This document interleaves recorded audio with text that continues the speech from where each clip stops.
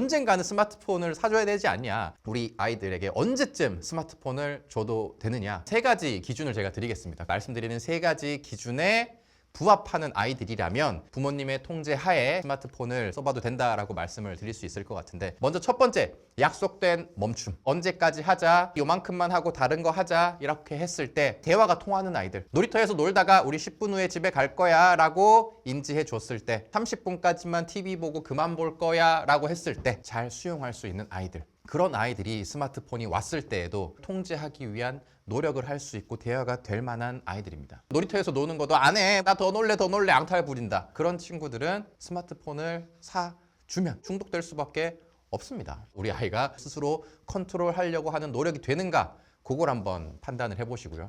두 번째는 심심함을 견디는 힘입니다. 다양한 놀거리가 있는가? 심심할 때 이 아이가 할 만한 것들이 있는가입니다. 우리 한번 가정에서 생각을 해봅시다. 열심히 하루 종일 일했어. 생산적인 일을 하십시오. 책을 보십시오. 공부를 하셔야 됩니다, 어머니. 하면 하고 싶습니까? 유독 에너지가 털리고 힘들고 스트레스 받고 짜증나는 날에 스마트폰 하지 말고 공부하십시오 하면 하고 싶습니까? 놀고 싶고 쉬고 싶고 누워서 넷플릭스 보고 릴스 보고 쇼츠 보는 게 얼마나 큰 재미입니까? 하지 마십시오 라고 했을 때에 그 대신 아무것도 할 거리가 없다면 우리는 그 시간이 너무나 견디기 힘들 겁니다. 난 나가서 골프라도 칠 취미가 있어. 러닝할 수 있어. 나는 필라테스 할 거야. 또는 동네 친구와 만나가지고 난 수다 떨 거야. 난 집에서 베이킹하는 취미가 있지. 다른 거 할 게 있으면 자연스럽게 그 시간을 보낼 수 있게 되죠. 우리 아이들도 스마트폰도 하지 마!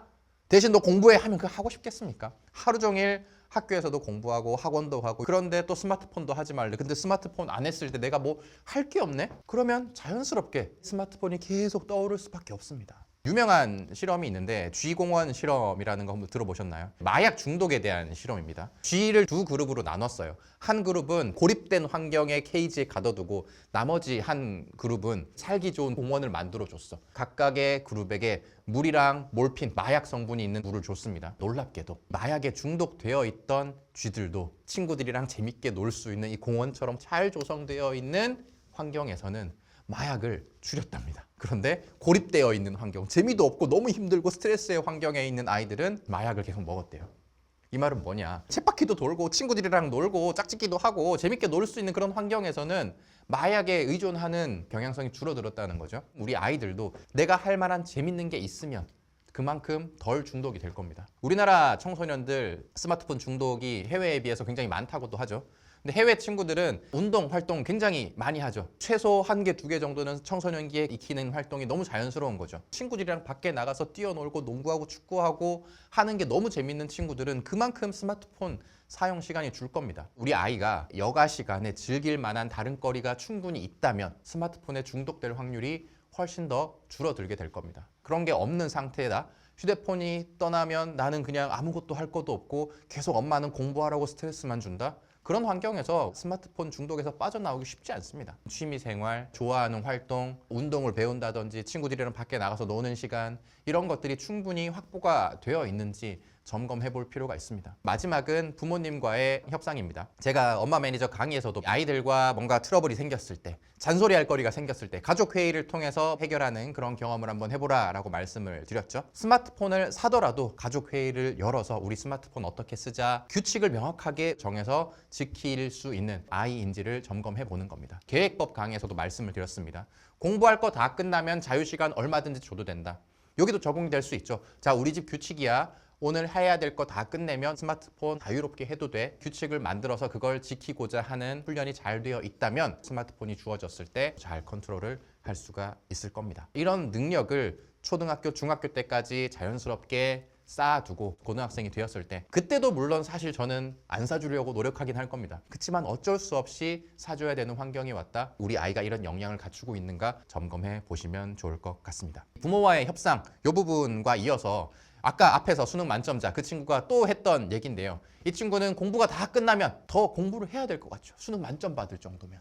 그런데 이 친구는 게임을 한다거나 산책을 한다거나 하면서 스트레스를 해소했다고 합니다. 해야 될 걸 먼저 다 끝내고 휴대폰이나 이런 자유시간을 즐기겠어라는 역량을 가지고 있는 친구라면 스마트폰을 쥐어줘도 전국 1등 수능 만점을 받을 수가 있는 거죠. 애초에 저런 역량이 있는 아이니까 그런 거 아니겠습니까? 어렸을 때부터 가정 환경에서 이런 훈련을 했겠죠. 집안 환경이 어떻습니까? 어렸을 때부터 부모님이 독서를 강조했다. 우리 집은 책을 많이 읽는 분위기고 휴대폰은 나중에 사는 분위기야. 그러면서 자연스럽게 전두엽이 계속 발달했을 겁니다. 스스로를 통제하고 이성으로 절제할 수 있는 힘. 그런 것들이 갖춰져 있는 상태에서 휴대폰이 주어지니까 자유자재로 컨트롤할 수가 있게 되는 거죠. 그래서 이런 식으로 활용을 해보시길 추천드리겠습니다. 연락을 해야 되기 때문에 스마트폰 사줄 수 있습니다. 그렇지만 다양한 대안들이 있죠. 워치폰도 있고요. 투지폰도 있습니다. 그런 것들로 활용을 하면 되고 친구들이랑 단톡으로 정보 주고받는 거 필요하지 않습니까? 그런 것들은 태블릿이나 PC에서 부모님이 컨트롤할 수 있는 환경에서 어렸을 때는 해도 충분히 가능합니다. 중고등학생이 됐을 때 친구들 대화 부모님이 그런 것까지 관여하실 필요는 전혀 없습니다. 그렇지만 집에 와서 대화를 확인하고 친구들이랑 소통하는 창구만 열어둬도 문제 많이 발생하지 않습니다. 친구들을 대부분 학교에서 하루 종일 만나고 하기 때문에 연락의 공백 그렇게 크지도 않을 겁니다. 이런 식으로 활용을 한번 해보셔라. 최대한 스마트폰을 늦게 사주셔라 라는 말씀을 드리도록 하겠습니다. 초등 유아 아이를 키우고 있는 부모님들 지금 당장 불편할 수 있어요. 지금 당장 휴대폰 안 보여주면 밥도 잘 안 먹고 병원 가가지고 자꾸 앙탈 부리고 사람 많은 데 가가지고 난리치고 당장 며칠에 힘들 수 있습니다. 그렇지만 일주일, 한 달 조금 힘든 거 참고 얘들의 환경을, 습관을 교정시켜 두면 미래에 훨씬 더 많은 것으로 돌려받을 수 있을 겁니다. 미래에 더 큰 가정의 불화를 만들고 싶지 않으시면 지금 그래도 내 손으로 컨트롤 가능할 때 불편하더라도 우리 아이들 잘 통제해 주시길 진심으로 부탁드리겠습니다. 최근에 보니까 그 호주였나요?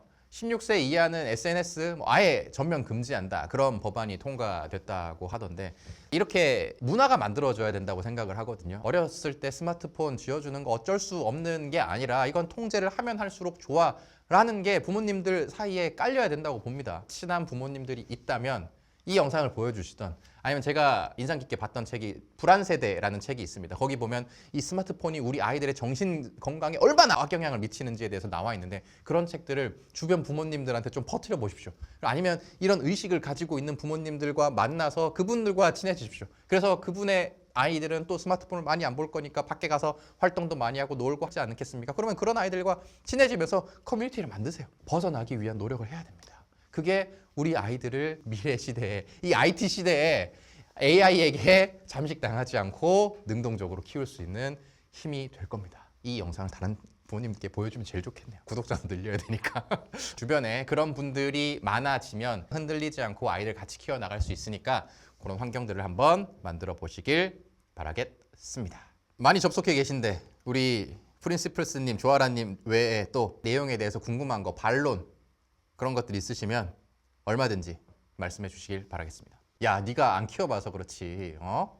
야, 그거 휴대폰 안 보여주면서 키우는 거 얼마나 힘든데 그런 얘기를 하실 수 있습니다. 저희 아이가 지금 초등학교 다니고 있는데 지금까지 단 한 번도 제 휴대폰으로 영상을 보여준 적이 없습니다. 학교에서 과제 해야 되기 때문에 봐야 되는 영상들, 뭘 만들어야 되는데 만들기 방법들, 아니면 학교에서 꼭 보고 오라고 한 영상들 그런 것들은 봤지만 놀기 위해서 휴대폰으로 영상을 보여준 적은 단 한 번도 아직까지 없습니다. 저희 아이는 지금 제일 좋아하는 일이 책 읽기입니다. 어딜 가도 책을 열심히 읽는 아이가 됐어요.